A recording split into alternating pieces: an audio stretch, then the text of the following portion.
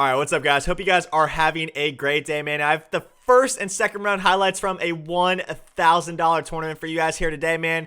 We played Clef in the finals of the tournament. If you guys want to see that game, it's one of the best games I've played all year. Make sure you guys hit that subscribe button. Let me know in the comments below as well. I appreciate the support from you guys as always. You guys are truly the best community I've seen in just gaming. I was going to say Madden, but just gaming. You guys are honestly amazing. It makes my day reading my comment section every single day. And I got a treat for you guys here today, man. We're going to go over some highlights, like I said, from that 1K tournament. We have a crazy finals gameplay as well that I'll be uploading this week if you guys show support on this video, man. With that being said, I'm not going to waste any more of your guys' time. Let's go ahead, jump into the highlights, and I hope you guys enjoy the video, man. All right, so here we go, guys. Round one of the tournament we're taking on We Are Syracuse. He's actually running the Baltimore Ravens spread. If you guys have been watching me for a little while, you guys know this is probably the formation I'm known for.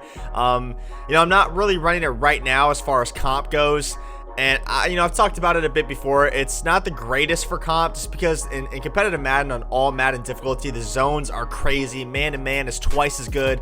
The sheds are 10 times as good. Defense is just all around so much better.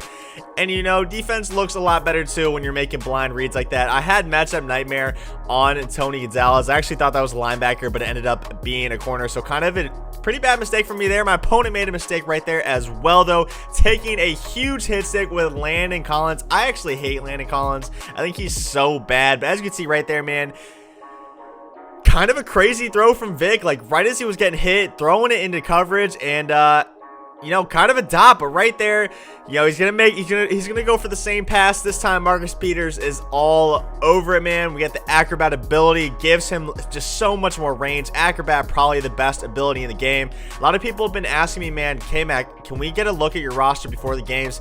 That's something I'm definitely going to try to implement for you guys in the future. Didn't do it for this game just because, this game was recorded on Wednesday. It's currently Sunday.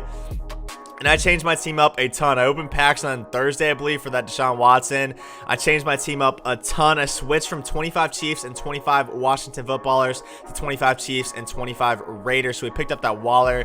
We picked up a ton of goons. I still don't have Watson, but we changed the team a ton. The abilities are mostly the same. I'm running matchup nightmare on my tight end, and I'm rocking a playmaker as well with Hara Master and Gunslinger on my quarterback. And then on defense, we're just using basically a bunch of acrobats and double or nothings, and I think I have like one or two mid-zone KOs, but right there, Simmons with a nasty lurk. I feel like that was such a good bait. We basically baited low and then did like a one sweeping smooth motion back up the field to lurk the crosser. And this offense is so good, it really benefits because people haven't played spread before. Like the people who haven't played against spread before, it's very off meta. They're gonna have zero clue how to defend it. Now me, I've called probably 30,000 plays out of Baltimore Ravens spread. I know exactly what to expect. I know exactly what everyone's looking for on every single play. And for that reason, man, I'm probably making the offense not look as good as it should be. And I mentioned, we talked about it before why I don't run spread in comp this year. It's just not super balanced. It's basically passing the ball every single play. You don't have a lot of people to block with you. Whereas in trips in the Raiders playbook, man, we have the option to audible down to all these different I forms, run the ball. If we get one bagged or two, we need to manage the game a little bit better. And then I am just absolutely abusing these delay fades like no other right now. Tony G, back foot, kind of a dot there from Gannon, doing a little Mahomes impression, throwing a touchdown to bring it to 17-0, and then right there generating a ton of pressure is Hugh Green, the scoop from Isaiah Simmons, man. But like I said, Raiders is just so balanced. You can pass every play if you want to in trips. You can really tote the ball out of I form if you really want to. And some games, man, you have to identify like he's playing pretty good coverage. He's pretty much bagging everything, but he's leaving this delay fade open over and over again. Gannon fighting here, man. He's going for glory. He's throwing on the run. We actually had him breaking open at the end. Not a bad effort.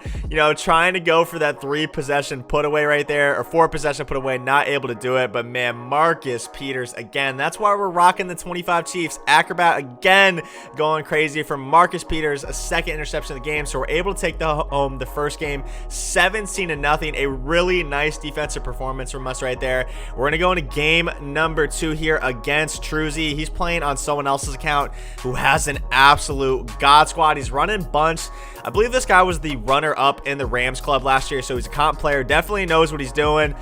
And man, bunch is tough to stop right there. His route actually like hesitated but kept going, so could have been unlucky there.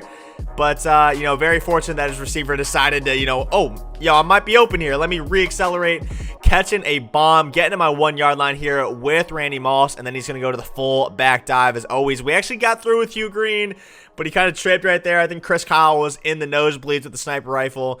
7-0 right here, man, and then we're getting shedded. You know, we got instantly shedded, a little bit unlucky in that regard, but lucky for the ball to not fall right to him. He definitely had someone right there. Could have gotten super screwed and thrown a throw out of sack pick 6. Fortunately, that's not what happened, man. But we're going to continue dotting. He's sending the 5, trying to generate that same pressure that he got on that one down. We're not going to let that happen, man. Our O-line is picking up the blocks big time this time. And then right here, Tony Gonzalez, the high ball matchup nightmare in the back of the end zone for the dot. Love hitting those seams, man, all over the field, and they're super effective in the red zone. Speaking of in the red zone, man, Bo Jackson fumbling inside his own 20 right there, going helicopter style. London Fletcher with the scoop and score. You know, London Fletcher doesn't really play for me, more of a special teams guy. Plus, you know, when I was using this team on Wednesday, I had the 25 footballers, so you know he was helping giving that boost right there. And then Jamal Adams, that new team of the year card, we moved him to linebacker, and he is playing so well for us, forcing a 3rd and 14 right there. Jamal Adams almost had an interception. He was right there in the zone. A bad read from my opponent. He's forced to highball it so that he doesn't throw a pick right there, potentially pick 6 to Jamal Adams. And because he highballed it, it was sailed. You guys know those high balls not always very accurate this year. And then right here on 3rd and 5, nice little dot. We'll go down, man. We don't want to fumble. You know, we've already got the benefit of a fumble on our side in special teams. We don't want to give that fumble back to him. 2nd and 10 right here, about a minute left. All 3 of our timeouts. Nice little throw on the run from Gannon. You know, Gannon, you know, I don't really like Gannon. His release is pretty terrible. When he's in the pocket, he's very prone to throw out of sack picks. But on the run, this dude is like Michael Vick out there throwing lasers on the run. Once again, up to the 28-yard line, 47 seconds left, a lot of time, and we are going to throw a beam. That was such a nice dot, one of my favorite dots all year. It was just at the perfect window.